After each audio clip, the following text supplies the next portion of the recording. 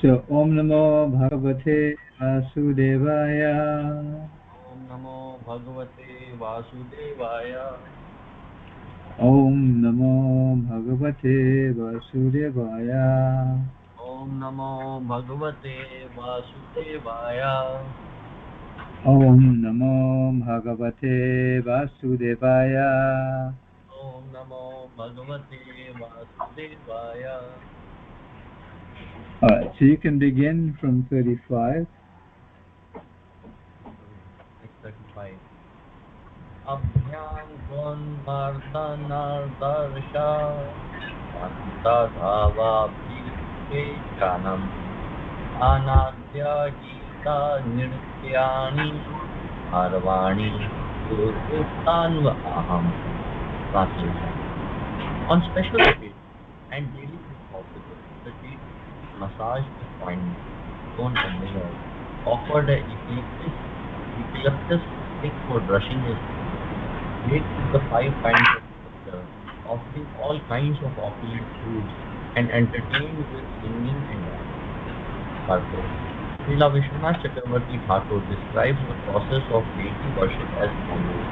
First, the deity's feet should be cleaned and his body massaged with fragrant oil and rubbed with vermilion, camphor powder, and sulfur. Then he should be bathed with fragrant water and with 5 kinds of nectar.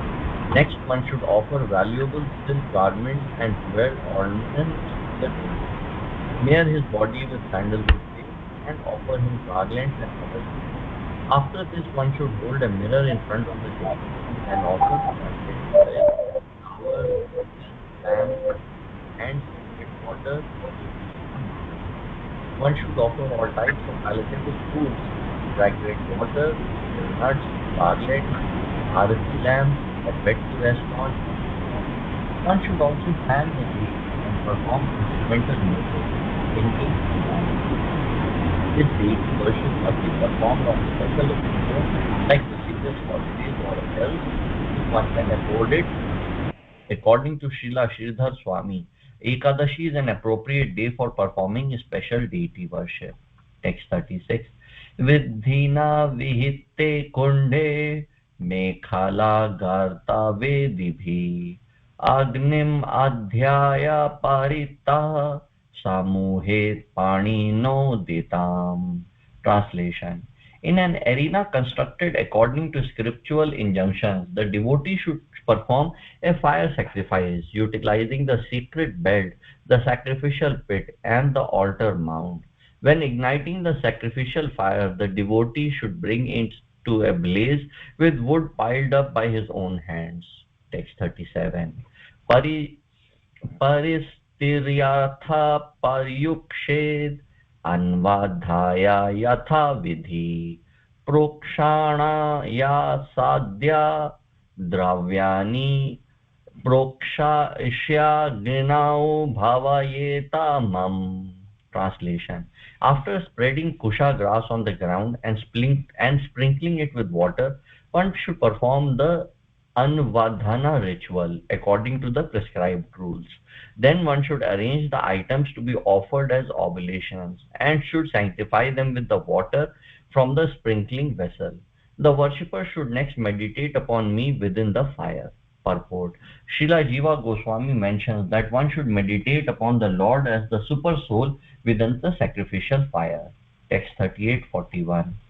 Tapta Jambunanda Prakhyam Shankha Chakra Gadam Bhujai Lasar Chaturbhujam Shantam Padma Kinjalka Vasasam Sphurat Kirita Kataka Kati Sutra Varangadam Srivasta Vakshasam Bhrajat Kastubham Vana Malinam Dhyayan Abhyarcha Dharuni Havishabhigritani cha Prasyajya Bhagav Agharau Datva Chajya Plutham Havi Juyan Mula Matrena षोडशाचारा च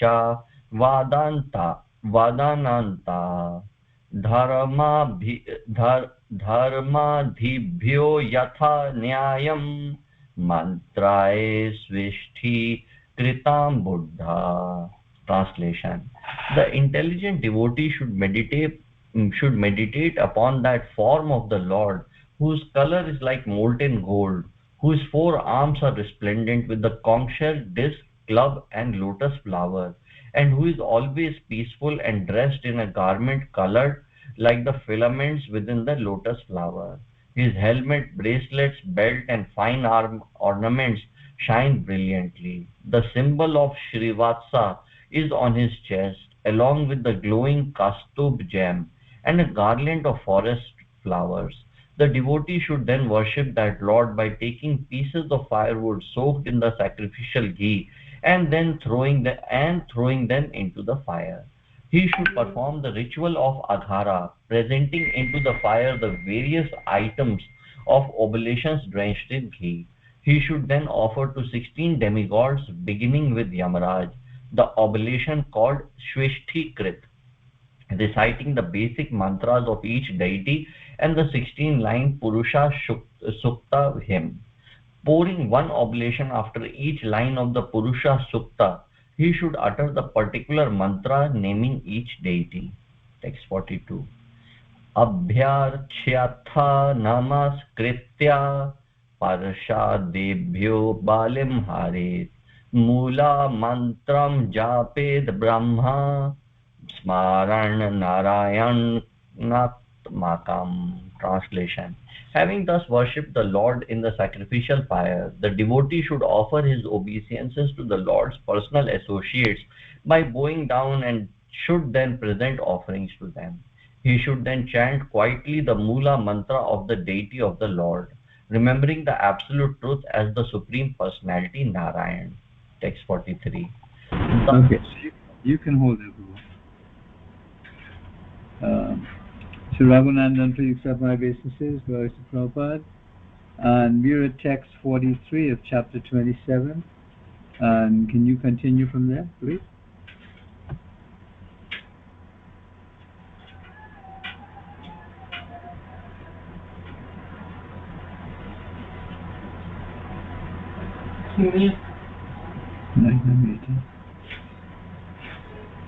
Hi, Raghunandan, we're not hearing you. Okay, Haribol Prabhuji. Okay. Please accept my humble obeisances. All glories to Srila Prabhupada. So you said text 11:27:43? 43, that's where we are. Okay. Okay, let me go ahead and take it. I couldn't follow because I don't know where were you. Okay. Okay. Text 43. Dadvachamanam uchisam visvaksinaya kalpayi mukhavasam surabhimat tambuladyam adhahaye. Translation: once again he should offer the deity water for washing his mouth, and he should give the remnants of the Lord's food to Visvaksena. Then he should present the deity with fragrant perfumes for the mouth and prepared betel nuts.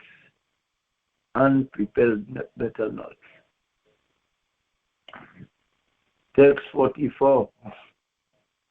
Upagayan grinan nityan kamani abhinayan mama matkatha savayan shrivan muhtam kasim kishaniko bhave. Translation: singing along with others, chanting loudly and dancing, acting out my transcendental pastimes, and hearing and telling stories about me. The devotee should for some time absorb himself in such festivity. Purport. A devotee engaged in regulative worship of the Supreme Lord should sometimes become ecstatically absorbed in chanting and hearing the pastime of the Lord, dancing and other festivities. The word muhurtam for some time indicates that a devotee should be careful not to neglect his regulative principles and service to the Lord in the name of so-called ecstasy. Although one may be ecstatically engaged in chanting, hearing, and dancing, he cannot give up the formality of regulated service to the Lord. Text 45. Stavi uchavachi stutraye purane prakti api stuva prasida bhagavan iti vandita dandavat. Translation. The devotee should offer homage to the Lord with all kinds of hymns and prayers, both from the Puranas and from other ancient scriptures, and also from ordinary traditions. Praying, O Lord, please be merciful to me. He should fall down flat like a rod to offer his obeisances. Text 46. Siromat Podayo Kritva Bahudyam Cha Parasparam Prapanam Pahimam Isha Bihitam Mityu Grahanavat. Translation. Placing his head at the feet of the deity, he should then stand with folding hands before the Lord and pray, "O my Lord, please protect me, who am surrendered unto you. I am most fearful of this ocean of material existence, standing as I am in the mouth of death." Text 47. Iti sisamayo datam shirasi adhaya sadaram udvasayi chit udvasyam jyoti jyotisti tat punaha. Translation. Praying in this way, the devotee should respectfully place upon his head the remnants I offer to him. And if the particular deity is meant to be sent away at the end of the worship, then this should be performed. The devotee once again placing the light of the deity's presence inside the light of the lotus within his own heart. 48. Text 48. Achadisu yada yatra shradhamam tatra chakchayet sava bhutesu atmanicha savatmaham avishthitaha.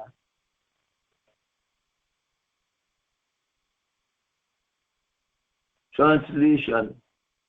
Whenever one develops faith in me, in my form as a deity or in other bona fide manifestation, one should worship me in that form. I certainly exhibit both within all created things and also separately in my original form, since I am the supreme soul of all. Purport.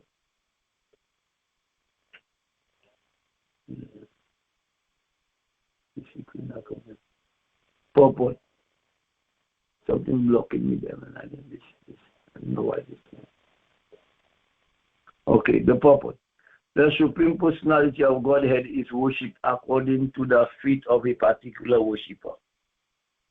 The deity form Acha is specifically mentioned here because deity worship is essential for spiritual progress. Srila Bhaktisiddhanta Saraswati Thakur mentioned that experienced person may think that the deity is meant for the sense gratifications of the worshipper. Since superficially the deity is made of external substances such as marble or brass, but through the process of installing the deity by chanting of authorized mantras, one invites the Supreme Personality of Godhead to enter the deity form. By regulated faithful worship, one gradually understands that the deity is completely non-different from the Supreme Lord himself. At that stage, on the strength of deity worship, one rises to the second-class platform of devotional service. At this more developed stage, one desires to make friendship with other devotees of the Lord. And as one becomes solidly established in the community of Vaisnavas, one completely gives up material life and gradually becomes perfect in Krishna consciousness. All right, so you can hold that.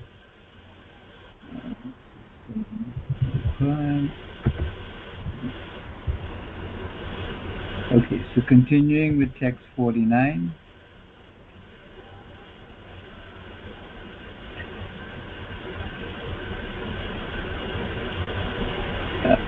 So, evam kriya yoga patai kuman vaidika tantrikai archan ubhayata siddhim mato vindati abhipsitam.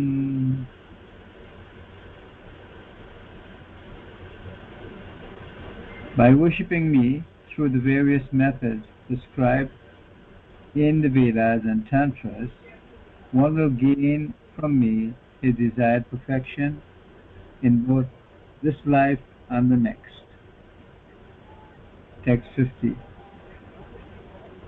Mad archam sampratishtapya mandiram karayedridam pushpo dhyanani ramyani puja yatra savasritan.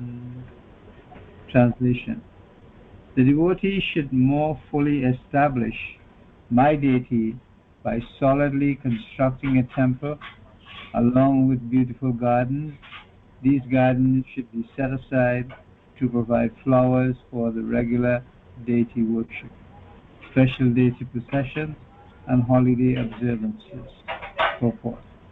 Wealthy, pious persons should be engaged in constructing temples and gardens for the pleasure of the deity. The word dridham indicates that the most solid means of construction should be employed. And text 51.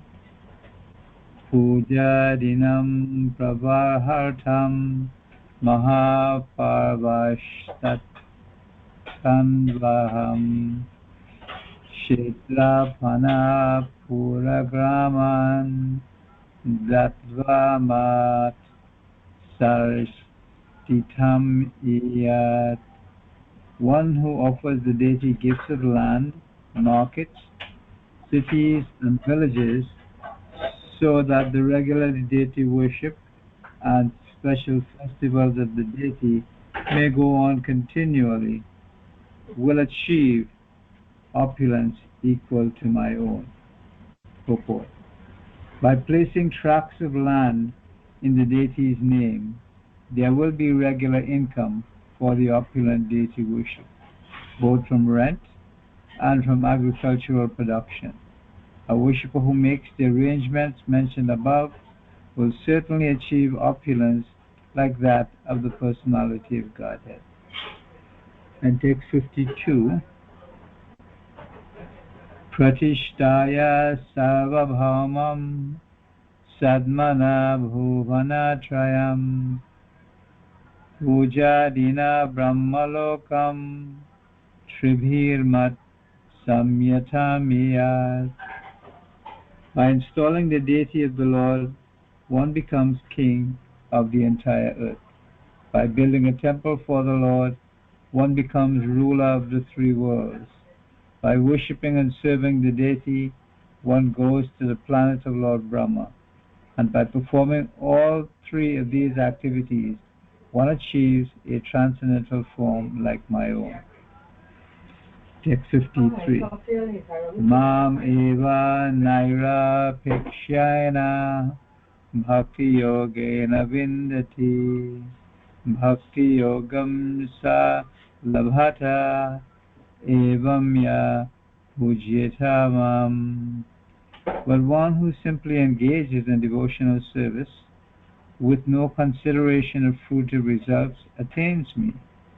Thus whoever worships me according to the process I have described will ultimately attain pure devotional service unto me. The previous two verses were spoken by the Lord to attract those interested in fruitive activities, and now the ultimate purpose of worshipping the Lord is described. The ultimate goal in life is Lord Krishna himself. Love for the Lord is the highest bliss. Although ordinary people cannot understand this. Text 54. Yasvadatam paraidatam harita suraviprayo ritim sa jayate vidhug varshanam ayutayutam. Anyone who steals the property of the demigods or the Brahmins, whether originally given to them by himself or someone else, must live as a worm in stool for 100 million years. Text 55. Karuscha sarater hitor anumoditor evacha karmanam bhaginam pritya bhuyo bhuyasi tat phalam. Not only the performer of the theft, but also anyone who assists him, instigates the crime, or simply approves of it, must also share the reaction in the next life. According to their degree of participation, they each will suffer a proportionate consequence.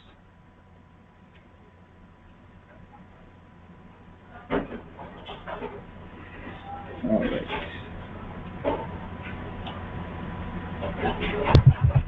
All right, so Varun Prabhu, you can continue from there, which is text 55, not text 55, sir. Kartushka sarathe hito anumoditu evacha karmanam bhaginah prikya bhuyo bhuyasi tat phalam.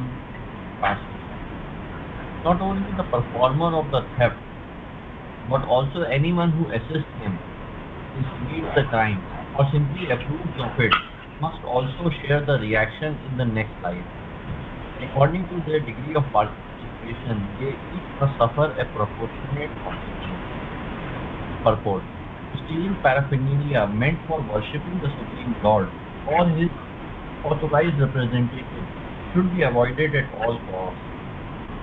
Thus ends the purport of the humble servant of his divine grace, Sri Bhakti Vedanta Swami Prabhupada, the 11th and 27th chapter of the Srimad Bhagavatam, entitled Lord Krishna's Instructions on the Process of Faith.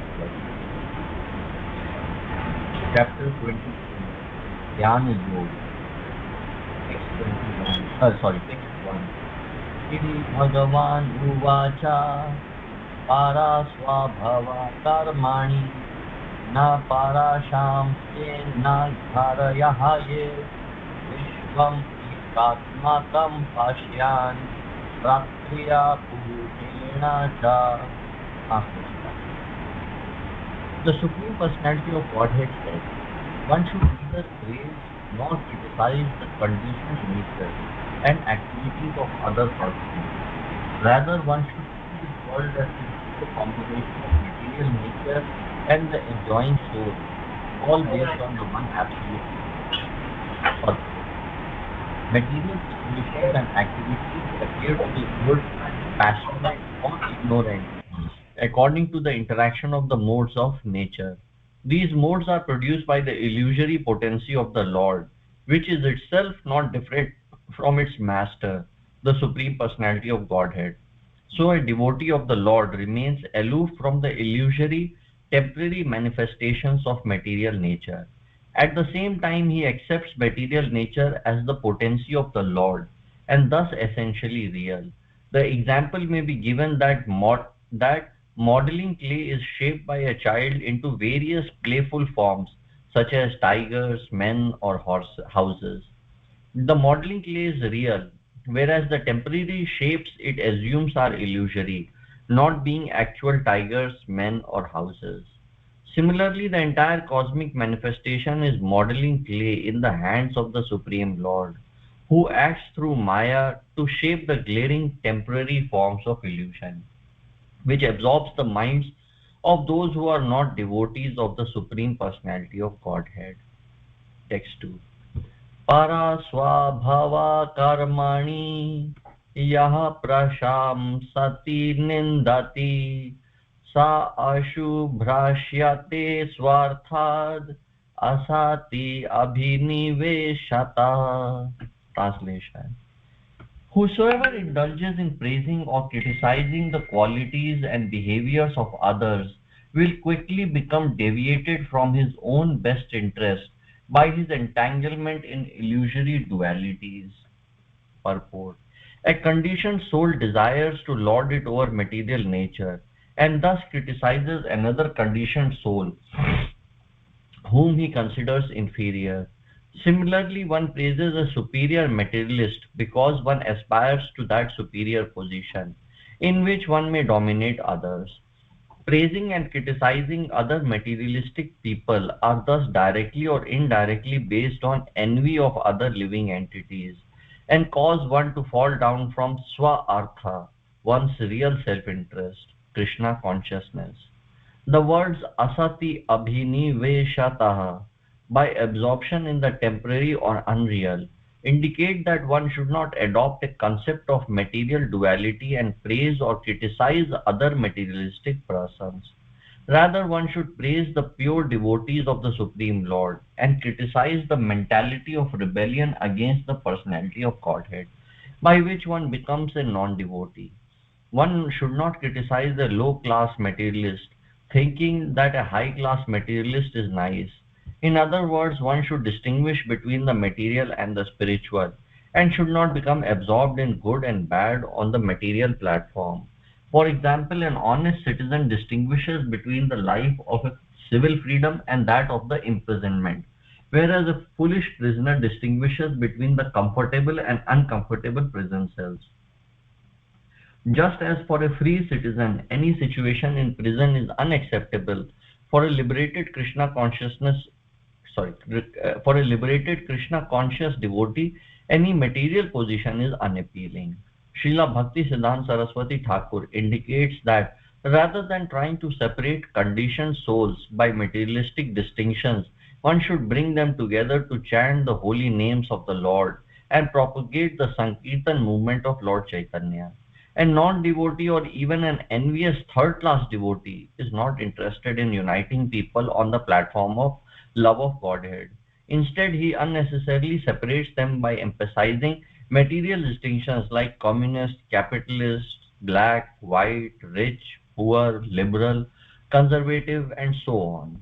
Material life is always imperfect, full of ignorance, and disappointing in the end. Rather than praising and criticizing the high and low features of ignorance, one should be absorbed in Krishna consciousness on the spiritual platform of eternity, bliss, and knowledge. Text 3. Taijase nidraya pane pindastho nashtha chetana mayam prapnoti mrityum va tadvan nanartha drik bhuman. Translation. Just as the embodied spirit, soul, loses external consciousness when his senses are overcome by the illusion of dreaming or the death-like state of deep sleep, So a person experiencing material dualities must encounter illusion and death. Purport: the material senses are described here as taijasa because they are born of false ego in the mode of passion. Impelled by false ego, one dreams of the material world without the personality of Godhead, and makes plans to lord it over nature, to exploit her resources. Modern atheistic scientists have developed this false ego to a fine art, and imagine themselves great heroes conquering the obstacles of nature and moving forward towards inevitable omniscience. Such dreamy materialists are repeatedly stunned by the crushing reactions of the laws of nature, and their arrogant agnostic civilizations are repeatedly annihilated by world wars, natural disasters, and violent shifts of the cosmic situation. On a simpler level, all conditioned souls are captivated by sex attraction and thus bound to the illusion of material society, friendship, and love. They imagine themselves to be the wonderful enjoyers of the material nature, which suddenly turns against them and kills them, just like the tamed animal that suddenly turns on its masters and kill him. Text. All right, so you can stop there, Guru. 8, 0.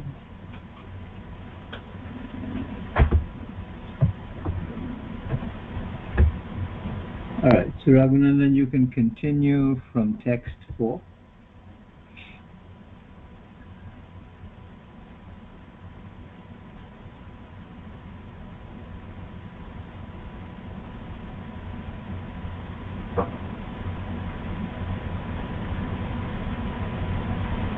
All right, we're not hearing you again, Raghunandan.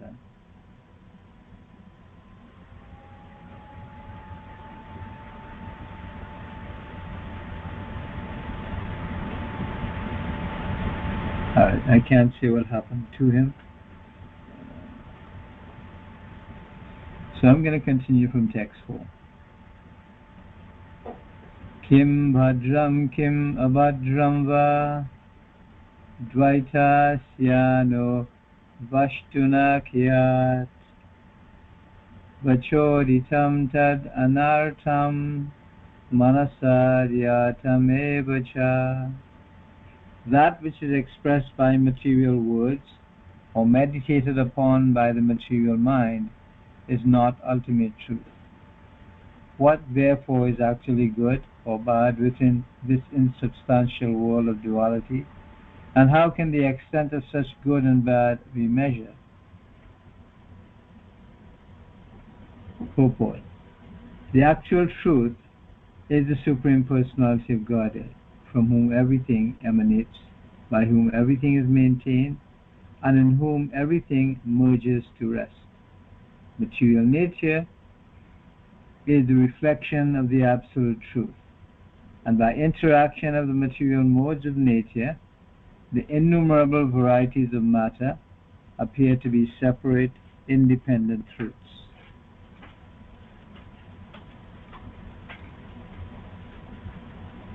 Maya illusion distracts the conditioned soul from the Absolute Truth and absorbs his mind in the glaring manifestation of matter, which ultimately is non-different from the Absolute Truth, being an emanation from him. The sense of good and bad as separate from the Supreme Lord is like the good and bad dreams experienced by a sleeping person. Good and bad dreams are equally unreal. Similarly, material good and evil have no permanent existence separate from the personality of Godhead. The Supreme Lord is a well-wisher of every living entity, and therefore execution of his order is good, whereas disobeying his order is bad. Lord Krishna has created a perfect social and occupational system called Varnashram Dharma, and the Lord has further given spiritual knowledge in Bhagavad Gita and other literatures. Execution of Lord Krishna's order will bring complete social, psychological, political, economic, and spiritual success to human society. We should not foolishly look for so-called good outside the orders of the personality of Godhead. Such orders are called the laws of God and constitute the essence and substance of religion. In text 5. Shaya pratyavasa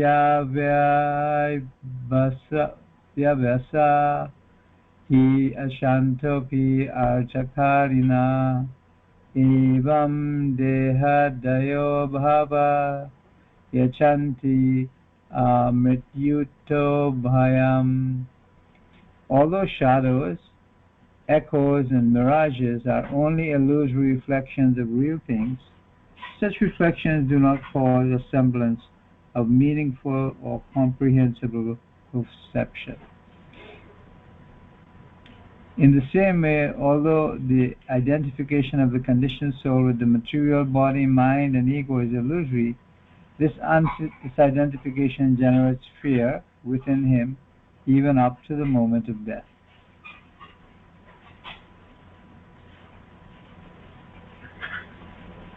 Purport.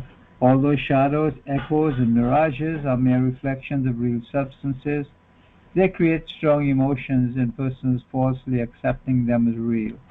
In the same manner, a conditioned soul is seized by such emotions as fear, lust, anger, and hope because of his illusory perception of himself as the material body, mind, and false ego. By practical example, it is thus shown that even illusory objects may cause highly emotional reactions. Ultimately, our emotions should be absorbed in the Supreme Personality of Godhead, who is eternal truth. Fear is forever vanquished when one takes shelter of the Lord's lotus feet. One can then enjoy the pure emotions of liberated life. In text 6-7. Atmaiva tadidam vishvam srijayate srijati prabhu trayate trati vishvatma kriyate haratishvara tasmanahi atmano nyasmad anyo bhavo nirupita nirupiteyam trividha nirmula bhatir atmani idam gunamayam vidhi trividham mayaya kritam. The Supersoul alone is the ultimate controller and creator of this world, and thus he alone is also the creative. Similarly, the soul of all existence himself maintains and is maintained, withdraws and is withdrawn. No other entity can be properly ascertained as separate from him, the Supreme Soul, who is nonetheless distinct from everything and everyone else. The appearance of the threefold material nature which is perceived within him has no actual basis. Rather, you should understand this material nature composed of the three modes is simply the product of his illusory energy. Purport. The Absolute Truth, Lord Sri Krishna, expands his external potency and thus creates the material cosmos.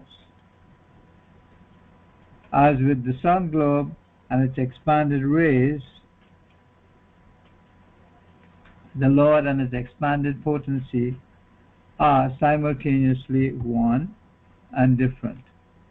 Although to conditioned souls, material duality seems to be based on the modes of nature. The entire material manifestation is actually non-different from the Lord and is of one ultimately spiritual nature. The modes of nature create sense objects, demigods, human beings, animals, friends, enemies, and so forth. But in reality, everything is simply an expansion of the potency of the Supreme Lord. Foolishly, the conditioned soul tries to lord it over material nature, but the Lord himself, being non-different from that nature, is its only true proprietor. In several places, in the Srimad Bhagavatam has given an example, has given the example of a spider spinning its web by expanding thread from its own mouth. Similarly, through his own potency, the Lord manifests the material world and maintains it, and eventually withdraws it within himself. Although the Lord is the unique Supreme Personality of Godhead above everyone and everything, he is simultaneously and inconceivably non-different from everything. Therefore, it is the Lord himself who is maintained, who manifested when the Lord creates. It is the Lord himself who is maintained when the Lord maintains, and it is the Lord himself who is withdrawn at the time of annihilation.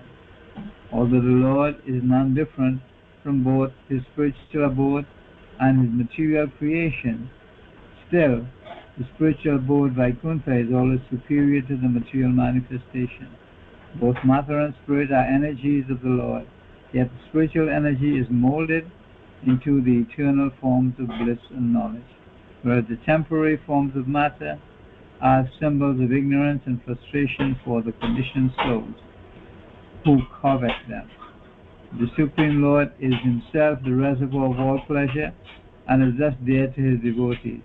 The presumption that the Lord cannot give us complete pleasure is due to our misidentifying him as a product of the modes of nature. As a result, we pursue false happiness in the deadly embrace of Maya and thus deviate from our eternal loving relationship with Krishna. Alright, so 10. Hi, Raghunandan, are you there?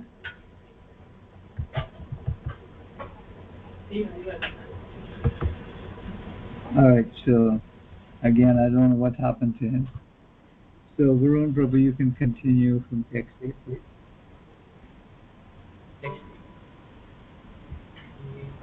Vidvan madhusutikam jnana vijnana purnam na nistati na cha sauti loke charat suryava.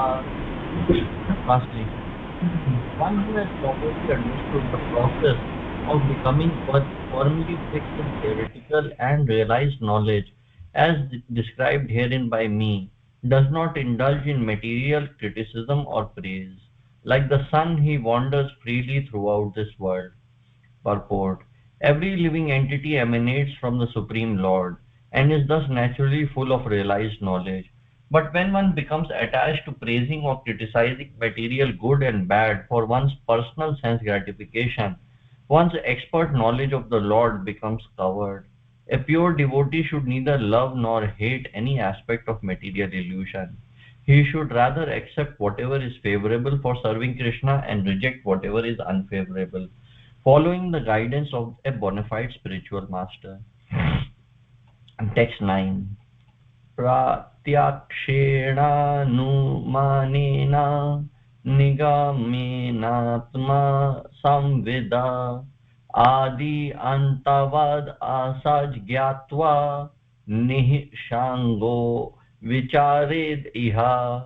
Translation: by direct perception, logical deduction, scriptural testimony, and personal realization, one should know that this world has a beginning and an end, and so is not the ultimate reality.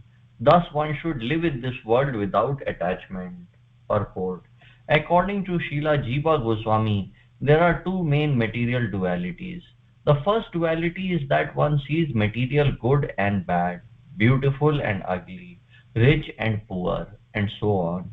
The second is that one sees the entire material world as separate from or independent of the Supreme Personality of Godhead. The first duality, that of opposites, is subject to dissolution by the influence of time, and the second duality, that of separatedness, is merely a hallucination. One who is firmly convinced of the temporary illusory nature of this world moves about freely without attachment. Although engaging in all types of devotional service for the Lord, such a person is never entangled and remains cheerful and satisfied in spiritual consciousness. Text 10. Shri Uddhava Uvacha Naivatmano na dehasya samshritir drashtrir drishyayo anatma swadrishor isha kasya syad upalabhyate. Translation. Shri Uddhav said, "My dear Lord, it is not possible for this material existence to be the experience of either the soul, who is the seer, or of the body, which is the seen object. On the one hand, the spirit soul is innately endowed with perfect knowledge, and on the other hand, the material body is not a conscious living entity. To whom then does this existence of material existence pertain? Sorry. To whom then does this experience of material existence pertain? Purport. Since the living entity is pure spirit soul, innately full of perfect knowledge and bliss, and since the material body is a biochemical machine without knowledge or personal consciousness, who or what is actually experiencing the ignorance and anxiety of this material existence? The conscious experience of material life cannot be denied. And thus Uddhav asked Lord Krishna this question to elicit a more precise understanding of the process by which illusion occurs. Text 11. Atma vyayo gunah shuddha swayam jyotir anavrita agnivad daru vad achid deha kasyeha samsrithi. Translation. The spirit soul is inexhaustible, transcendental, pure, self-luminous, and never covered by anything material. It is like fire. But the non-living material body, like firewood, is dull and unaware. So in this world, who is it that actually undergoes the experience of material life? Purport. The words anavrittaha and agnivad are significant here. Fire can never be covered with darkness because by nature fire is illuminating. Similarly, the spirit soul is swayam jyoti or self-luminous, and thus the soul is transcendental. He can never be covered by the darkness of material life. On the other hand, the material body, like firewood, is by nature dull and unilluminated. In itself, it does not have any awareness of life. If the soul is transcendental to material life and the body is not even conscious of it, the following question arises: how does our experience of material existence actually take place? Text 12. Okay, you can stop there, Guru. 8:16. All right, Raghunandan, you want to try now?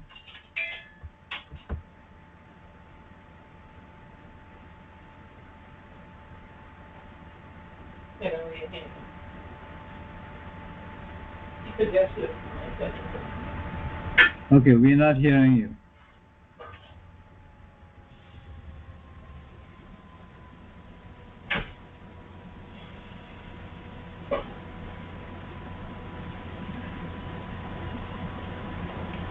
All right.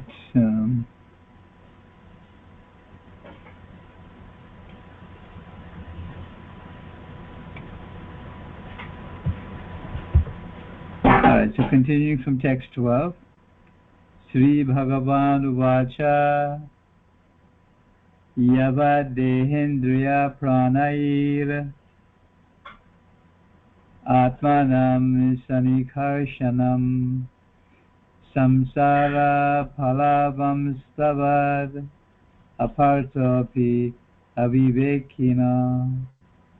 The Supreme Personality of Godhead said, as long as the foolish spirit soul remains attracted to the material body, senses, and vital force, his material existence continues to flourish, although it is ultimately meaningless. Here the word Sanikarshanam indicates that the pure spirit soul voluntarily connects himself with the material body, considering this is the most fruitful arrangement. Actually, The situation is aparta, useless, unless one uses one's embodied situation to engage in the loving service of the Lord. Raghunandan from. Now we can hear you. You could hear me? Yeah. Okay. The situation is aparta, useless, unless one uses one's embodied. But don't move around. We're hearing a lot of static when you move around like that. Okay. Actually, the situation is aparta, useless unless one uses one's embodied situation to engage in the loving service of the Lord. At that time, one's connection is actually with Lord Krishna, not with the body, which becomes a mere instrument for executing one's higher purpose. In text 13, Artehi avidyamanepi samsriti na nivartate dhyayato vishayan asya swapne narthagamo yatha. Actually, the living entity is transcendental to material existence, but because of his mentality of lording it over material nature, his material existential condition does not cease. And just as in a dream, he is affected by all sorts of disadvantages. Purport. This same verse and other similar verses occur elsewhere in the Srimad Bhagavatam, 3rd Canto, chapter 27, verse 4, 4th Canto, chapter 29, verses 35 and 73, and 11th Canto, chapter 22, verse 56. In fact, this verse completely explains the essence of illusion.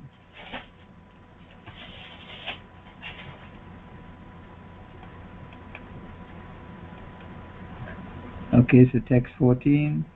Yathahi aprati bhudasya tasvapo bhav anartabrit sa eva prati bhudasya navai mohaya kalpate.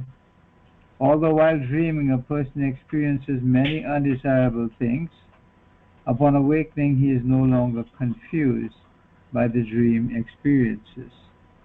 Purport. Even a liberated soul must observe material objects while living in this world. But being awake to Krishna consciousness, he understands that sensory pains and pleasures, like dreams, are without substance. Thus, the liberated soul is not bewildered by illusion.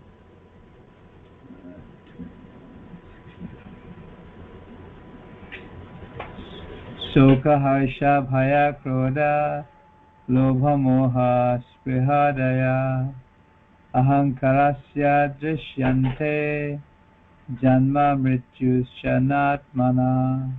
Lamentation, elation, fear, anger, greed, confusion, and hankering, as well as birth and death, are experiences of the false ego, not the pure soul. False ego is the pure soul's illusory identification with the subtle mind and the gross material body. As a result of this illusory identification, the conditioned soul feels lamentation for things lost and jubilation over things gained.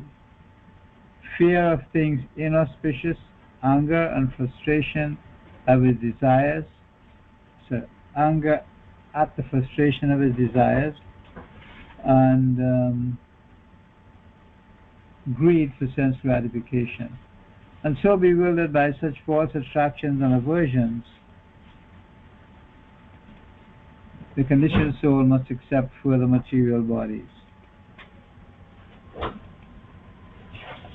which means that he must undergo repeated births and deaths. One who is self-realized knows that all such mundane emotions have nothing to do with the pure soul, whose natural propensity is to engage in the loving service of the Lord. All right, so let's shoot to 23.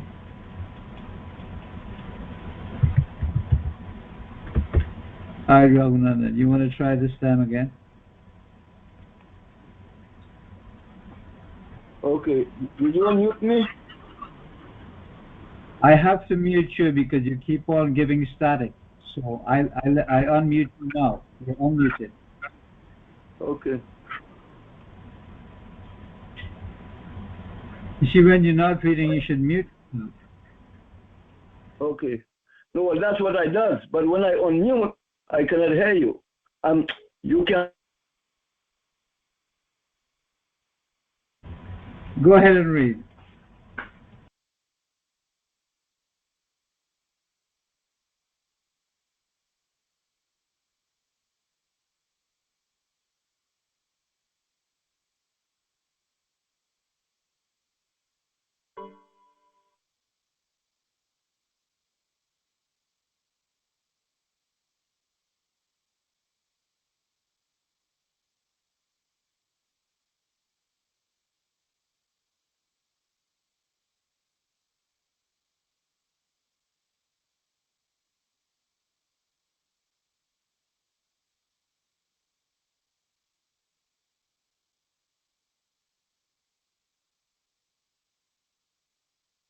Uh, Raghunandan is saying no audio now. So Varun Prabhu, can you go ahead and finish up for this evening?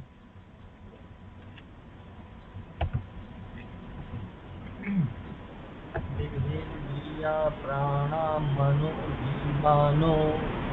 जीवो नितार आत्मा गुणा कर्म मूर्ति सूत्रम महान इति उरुद्धेवा गीतः samsara adhavati kala tantra.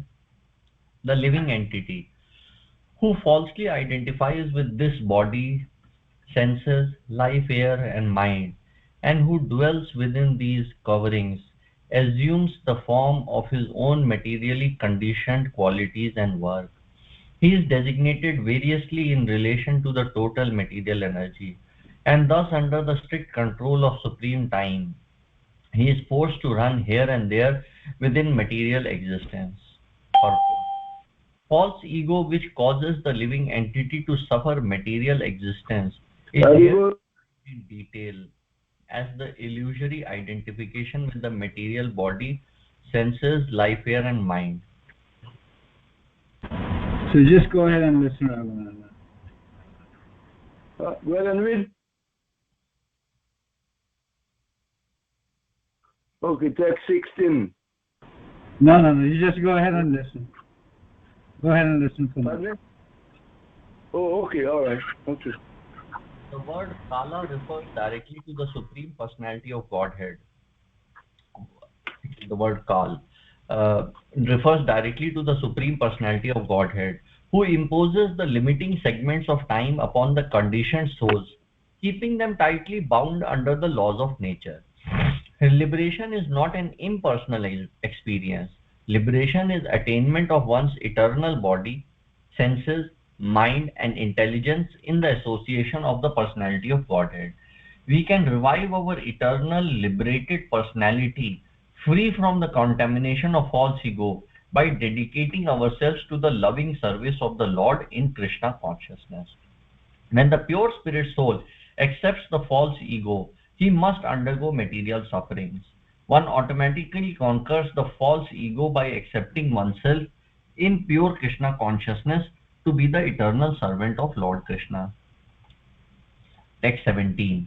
Amulam etad bahurupam rupitam manovachah prana sharira karma jnana sinopasanas pasanaya shitena shitva munirgam vicharati atrishna. Translation. Although the false ego has no factual basis, it is perceived in many forms as the functions of the mind, speech, life air, and bodily faculties. But with the sword of transcendental knowledge, sharpened by worship of a bona fide spiritual master, A sober sage will cut off this false identification and live in this world free from all material attachment. Purport. The word Bahurupa Rupitam, perceived in many forms, also indicates that the false ego is manifest in the belief that one is a demigod, a great man, a beautiful lady, an oppressed worker, a tiger, a bird, an insect, and so on. By the influence of false ego, the pure soul accepts some material covering to be his ultimate self. But such ignorance can be removed by the process described in this verse. Text 18.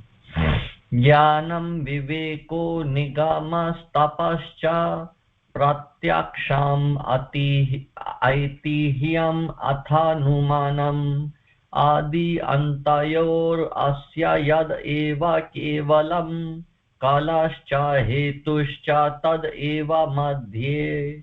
Translation.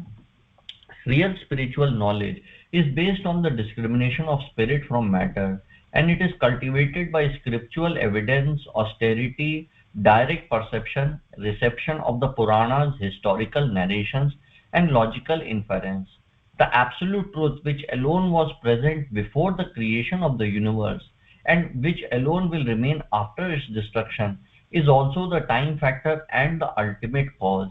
Even in the middle stage of this creation's existence, the absolute truth alone is the actual reality. Purport. Material scientists and philosophers are desperately searching for the ultimate material cause or principle, which is described here as Kal, the time factor. The material process of cause and effect takes place entirely within a sequence of time.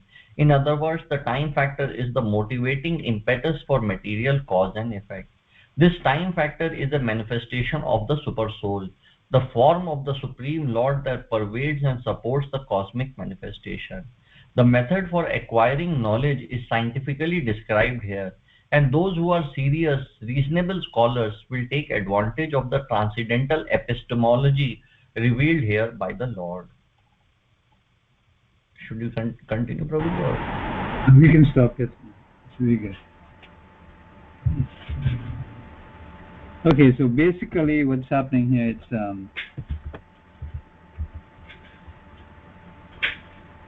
the Lord is explaining the situation with the material world, the identification of the material world, and said that that identification arises from false ego. Now, it seems to be very difficult to understand because, we're tied up in the material situation. And he is saying that it's an illusory situation, it's not real. So you find that, how can we actually escape that? But what happens is the fact that the illusory energy is the energy of the Lord. Because we were doing a verse yesterday, Daivihi Yesha Gunamayi Mama Mara Durachaya Mami Vaye Prapajante Maya Metam Tarantati. He says, this divine energy of mine, right, which is Maya, is very difficult to overcome. So it's his energy, it's very difficult to overcome. But those who have surrendered unto me can easily cross beyond that. So it becomes easy when we understand this knowledge from the spiritual master via the line of disciple succession. When we take this knowledge properly, if we speculate like the materialists, then what happens? We come to a false conclusion. So that false conclusion will keep us in the material world, will keep us thinking that this material world is the actual place. But just imagine that everyone around us is going through birth, disease, old age, and finally death. And we're seeing so many people who are giving up their bodies and leaving this planet. And still, we are not considering that we are within the time factor, and we are eventually going to give up this body. So the whole thing about it is that the permanent situation is not the one that we give up or the one that changes all the time.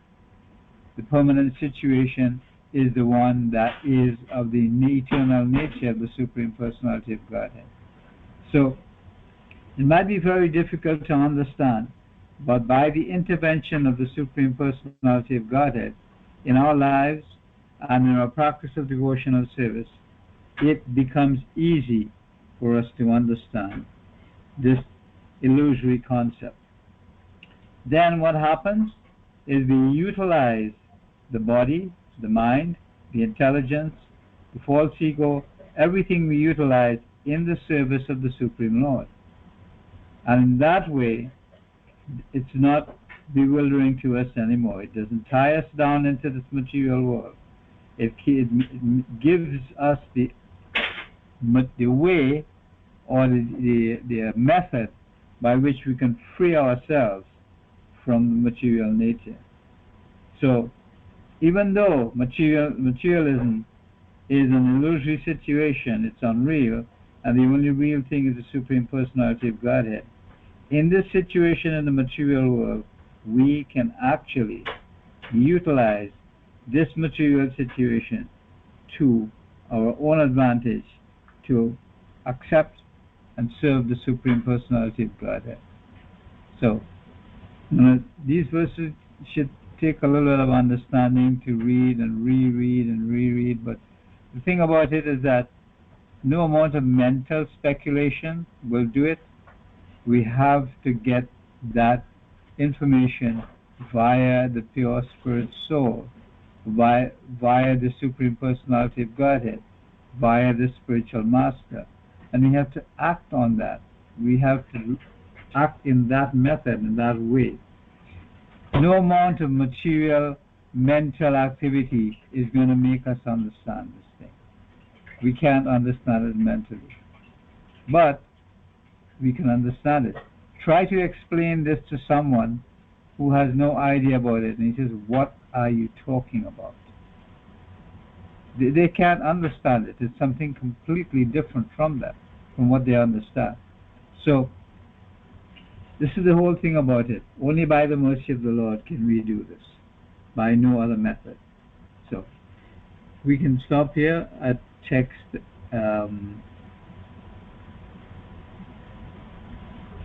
18. We continue with text 19 from tomorrow. Okay. Now, Raghunandan, I don't know what was happening with you, right? But for some reason, and let me stop the recording because I want to talk to you on this.